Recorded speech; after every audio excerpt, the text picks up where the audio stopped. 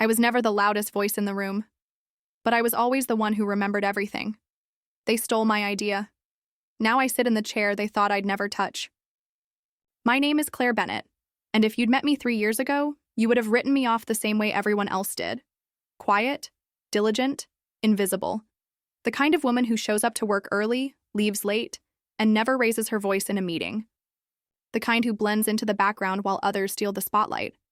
But what they never realized was this. People like me, the ones you overlook, we watch everything. We remember everything. And one day, we use it all. I worked at Halverson Tech, a rising mid-tier startup that thought it was more important than it really was.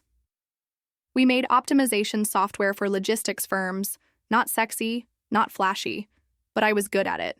Damn good. And I had an idea. One that would change the way our platform handled predictive modeling. It wasn't just an upgrade. It was a transformation. A system that could save clients millions by forecasting their supply needs before they even knew them. I spent 3 weeks building the framework. Nights, weekends, no sleep, no help. Just me. When I was ready, I made the mistake of telling my boss, Erica Lang, Erica, perfect hair, perfect smile, perfect at pretending she was smarter than she actually was.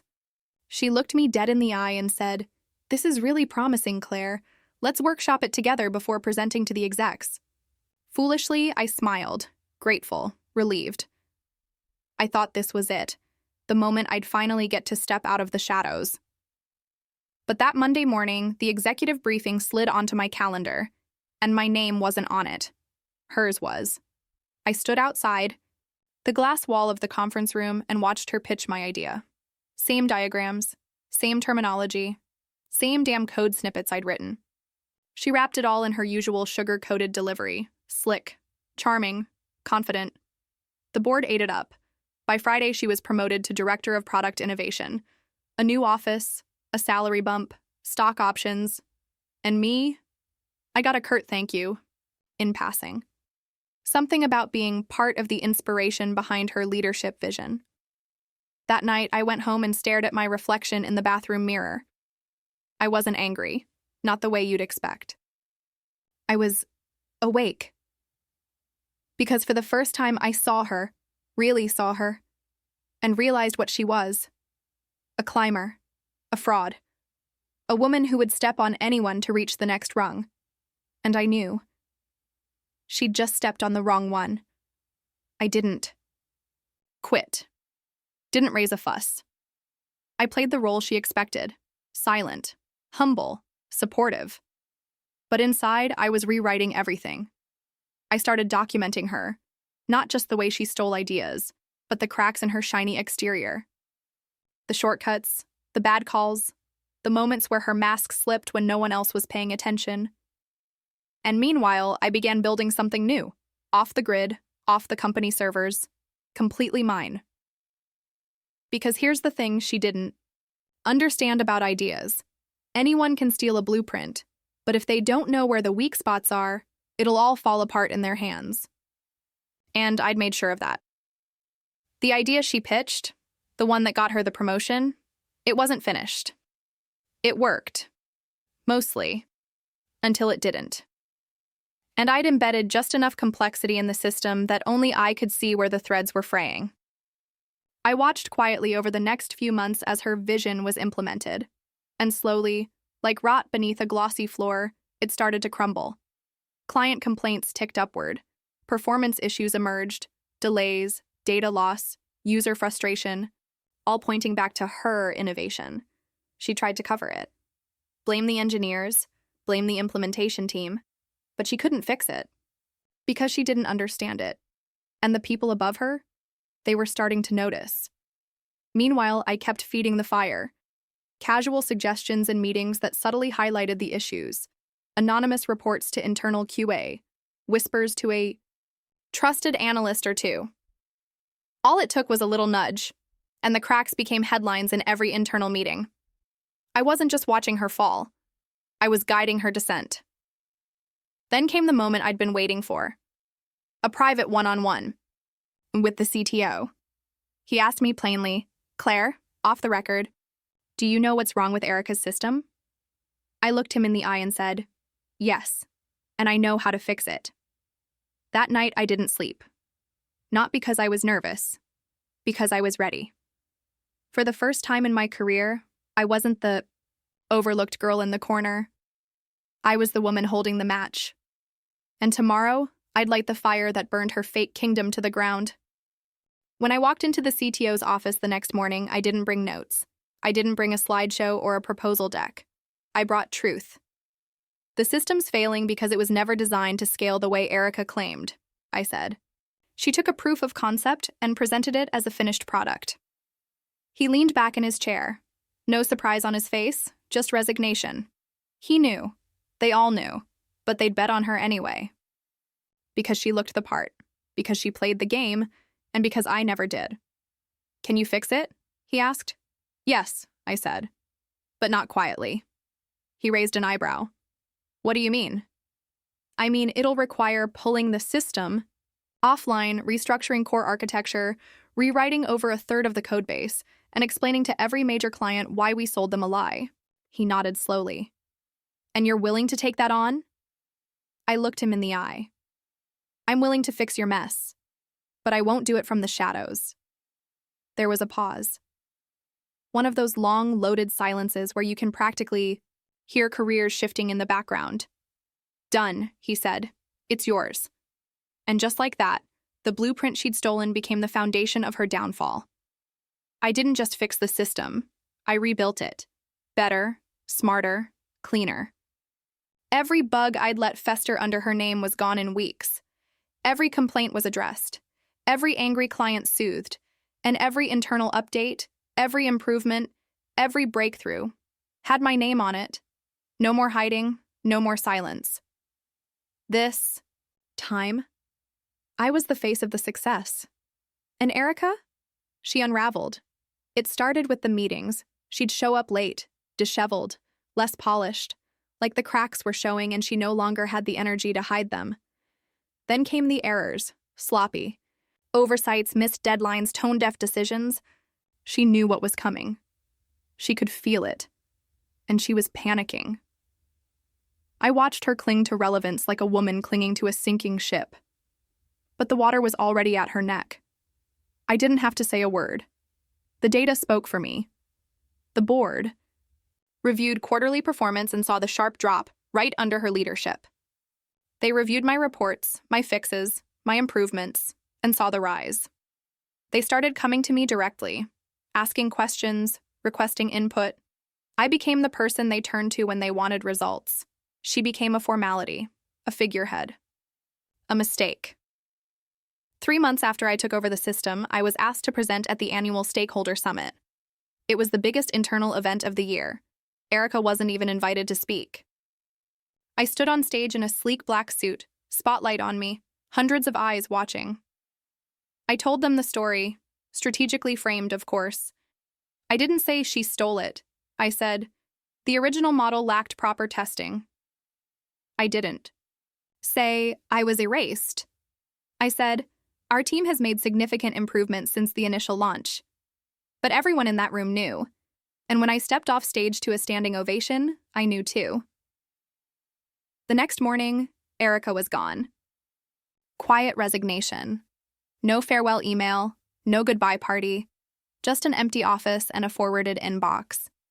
I stood in her old office, now assigned to me, and stared at the view she used to brag about. Same skyline, same corner window, different queen. Didn't feel joy. Not the kind you'd expect. I felt clarity, because this wasn't just about her.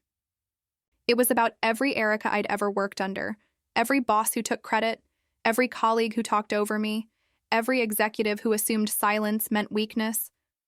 I wasn't silent anymore. I wasn't in the background. I was leading. But I wasn't done. Because there was one more thing Erica had left behind. Her contacts, her investors, her pipeline. And buried deep in the system, I found a file, poorly encrypted, lazily labeled, that held every shady side deal she'd been negotiating. Under the table, kickbacks, commission skims, private meetings with vendors, Things the board never knew about.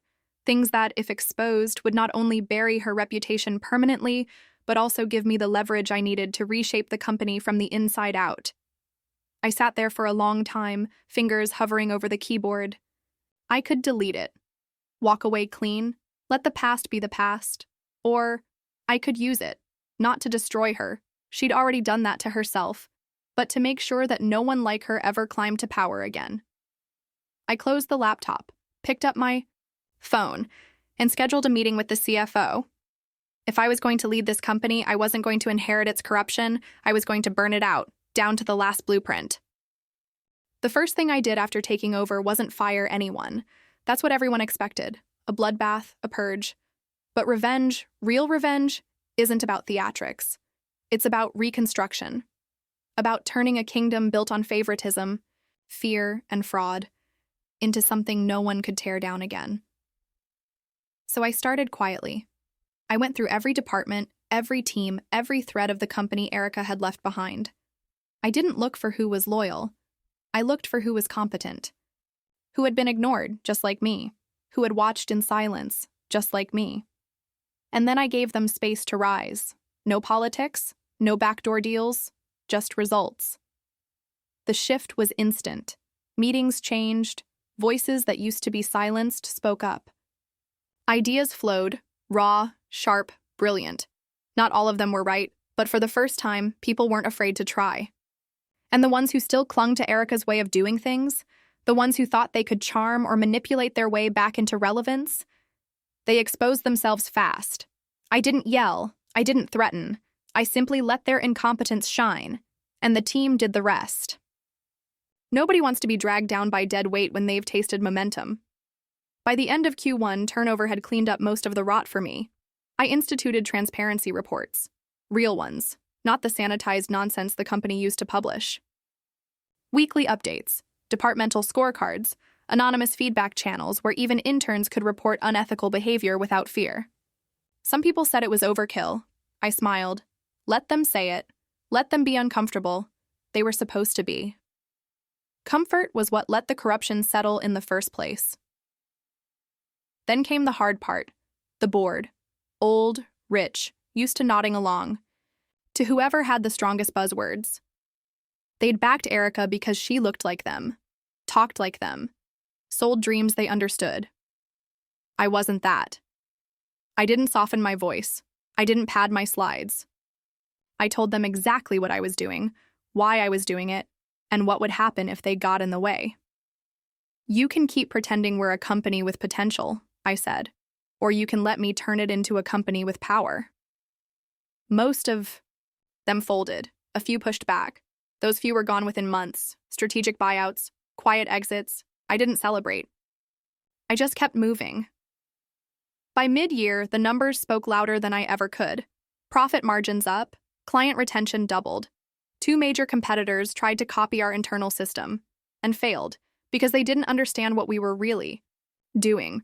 We weren't just optimizing logistics, we were rebuilding trust, and in an industry full of smoke and mirrors, that was revolutionary.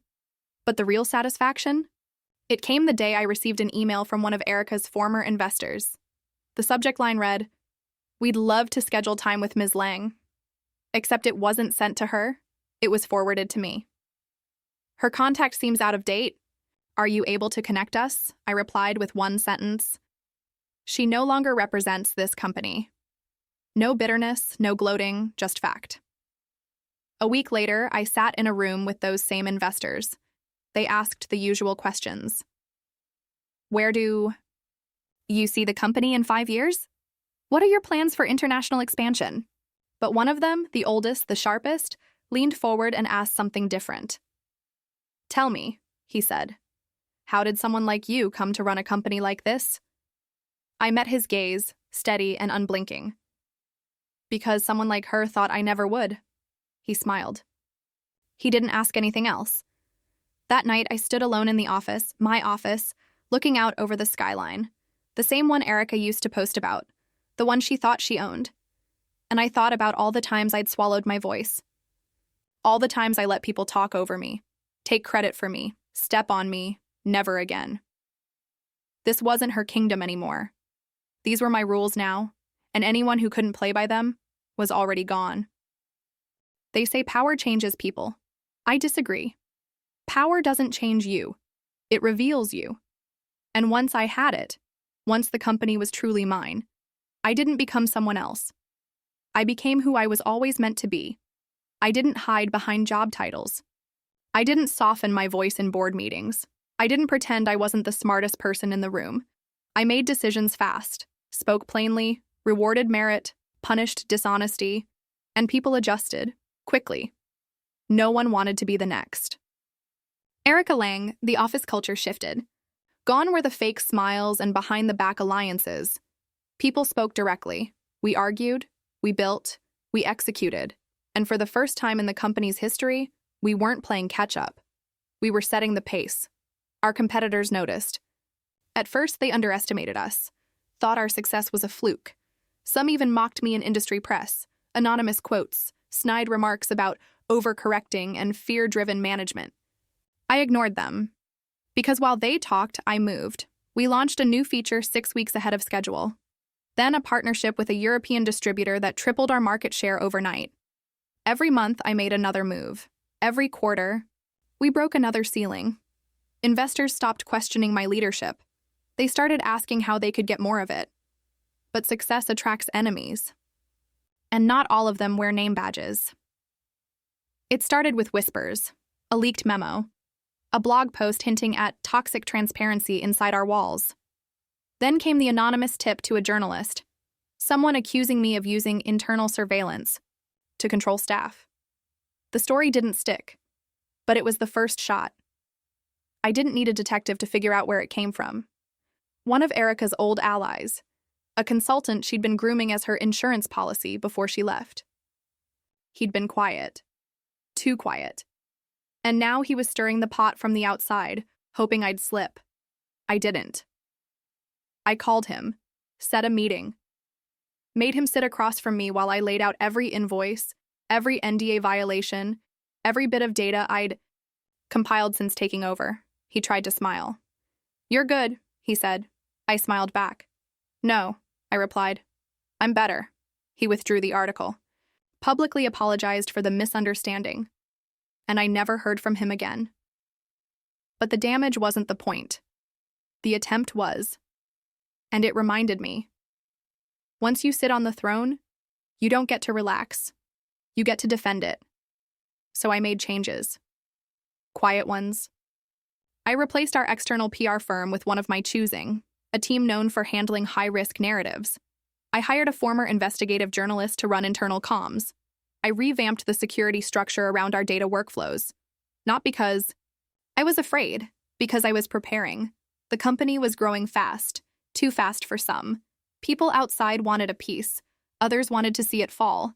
And then there were the vultures circling from within, the ones who smiled too easily, praised too quickly, asked too few questions. I learned from Erica. I didn't wait to be betrayed. I watched, listened, documented. And when the time came, I removed the threats, not with drama, but with finality. A simple HR meeting, a resignation letter, a vanished nameplate. I wasn't building a business, I was building a fortress, and every stone I laid was another line in the legacy I was writing. One afternoon, I received a call from a CEO I used to admire. He told me he was impressed, that he'd never seen a company turn itself around so fast. That I had his respect. I thanked him. Then he asked if I'd ever considered acquisition, a buyout that would make me richer than I'd ever dreamed. I paused. Not because I was tempted, but because I wanted to be sure he heard me clearly. I didn't build this to sell, I said. I built it because no one like you would have ever let me have it. He was quiet after that. Then he hung up, and I smiled. Because I knew he would never call again. It started with an email, just one. No subject line, no sender I recognized, just 2 words in the body. You knew. For a second, I thought it was spam. But curiosity won, and I clicked the attachment. It was a document dump. Hundreds of files, old logs, internal emails, audit trails, Some of it I recognized, scraps of code from the early beta versions of the system. But others were damning. Messages from Erica, real ones. Ones that made it crystal clear that she hadn't just stolen my idea. She'd buried others. She'd manipulated client data to hit fake KPIs, deleted crash reports, falsified testing, results. And now someone had found it all and dropped it in my lap. There was no message, no blackmail demand, no context. Just this silent accusation. You knew, and I had. Not all of it, but enough. Enough to know that the system she pitched wasn't ready. Enough to let her burn in her own lies. But now, those lies had been dug up. And the person who sent this? They weren't warning me. They were lighting a match. 2 days later, a reporter contacted our comms team asking for comment on internal data manipulation by former leadership. The article hadn't dropped yet, but the clock was ticking. I locked myself in my office and read every file, every word, every timestamp. And what I saw made one thing clear. This wasn't just about Erica anymore. If the story dropped as is, the company would be dragged through the mud, and me with it.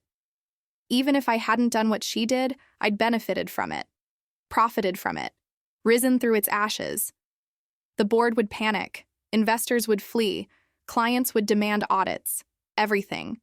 I'd built, all of it, was hanging by a thread. And someone somewhere was holding the scissors. I didn't waste time. I called my head of security, asked for a trace. The metadata pointed to a former QA engineer, someone Erica had fired early in the process when they raised red flags. I remembered him. Quiet, smart, detail-obsessed, and apparently patient. He'd saved everything, and now, years later, he was finally ready to burn the whole thing down. I requested a meeting, not formal, not on company property, just coffee. He agreed. We met at a small cafe outside the city, neutral ground. He sat across from me, expression unreadable. No anger, just resolve. You covered for her, he said. You let it happen. No, I replied. I let her fall. I didn't protect her. I ended her. He leaned back and rose in her place. I earned it, I said flatly. By cleaning up what she left behind, by rebuilding everything she broke. He studied me. You're not like her. No, I said. I'm worse, because I win. There was silence between us. Then he slid a flash drive across the table. I don't want a payout, he said. I want it fixed, publicly. I want you to own what happened, or I go to press. I picked up the drive, and in that moment, I had two choices. Frame him as a disgruntled ex-employee, leak dirt on his NDA violations, destroy his credibility, or take the fire he lit and control it. I chose the second. The next morning, I walked into the boardroom with a full statement prepared. I told them everything. Not just what Erica had done, but what I'd known, what I'd allowed. I didn't make excuses. I made corrections. I showed them a revised report, a full transparency release. I told them I was issuing it to the press, under my own name. They panicked, of course. Tried to delay, contain, spin. I refused. If we hide this, I said, we're no better than she was. But if we own it, if we're the ones who expose it, we control the story. And they caved. That afternoon, we published the release. Internal misconduct, full timeline, systemic failure, followed by structural overhaul. We named Erica. We named the issue. And we named the new leadership that had corrected it. Me. The press ate it up. Yes, there was backlash. There always is. But there was also admiration, respect. People don't expect companies to tell the truth. And when you do, on your own terms, you become the story. The engineer? He thanked me, quietly, and disappeared from the news cycle. But I didn't. Forget him, or what he taught me. That fire doesn't just destroy, it reveals what's left standing. And I was still standing. I thought the hardest part was over when we released the statement. But the real storm came after. The calls, the questions, the analysts foaming at the mouth for a headline that said, CEO admits legacy fraud. But I didn't hide. I walked into every interview, answered every question, owned every crack in the foundation, and then showed them how I rebuilt it. What they didn't expect was that I'd stay calm, that I'd be articulate, that I'd speak not like a cornered executive, but like someone who was exactly where she meant to be. Because I was. Reporters wanted tears, or rage, or spin. I gave them truth, controlled, strategic, ruthless. Yes, the company failed, I said, because we let the wrong people lead. That stops with me. I wasn't saving face. I was defining era, and the world watched in stunned silence as the narrative shifted. We weren't the scandal. We were the reckoning. Competitors stumbled over themselves trying to capitalize. One of them posted a tone-deaf ad about ethical software that backfired so hard their own stock dipped 4% in 2 days. Investors who'd been hesitating doubled down. Clients who had paused contracts reinstated them, because people don't trust perfection. They trust control. And I had it. But inside the company, it was different. Some employees, the old guard, the cautious ones, started second-guessing, whispering. Was this leadership too aggressive? What else might she be hiding? They didn't say it to my face, but I saw it in the eyes, heard it in the hesitations. So I called a town hall. Everyone. No filters. No agenda. I stood on that stage and told them exactly how things would be. This company no longer survives on silence. If you see something, say it. If you have a better way, show it. But if you think this is a place where you can hide behind politics, position, or fear, you won't last here. The room was dead quiet. No clapping. Just people realizing that they weren't in Erica's company anymore. They were in mine. And over the following weeks, the atmosphere changed. Again, sharper, more honest. People challenged ideas openly, disagreed, debated. And in the fire of that friction, better solutions were forged. Our next launch came 3 weeks ahead of schedule. Client satisfaction hit a 5-year high. And the media? They went from calling me controversial to calling me the most fearless CEO in tech. One headline read, "She took the hit and took control." But the real win came during an industry roundtable, a live-streamed event with 5 CEOs, including me. One of them, an old-school legacy guy with a smile like a blade, tried to bait me. "With all the noise around your company lately," he said, "do you worry your leadership style might be too bold?" I didn't blink. "I don't lead to be liked," I said. "I lead to win."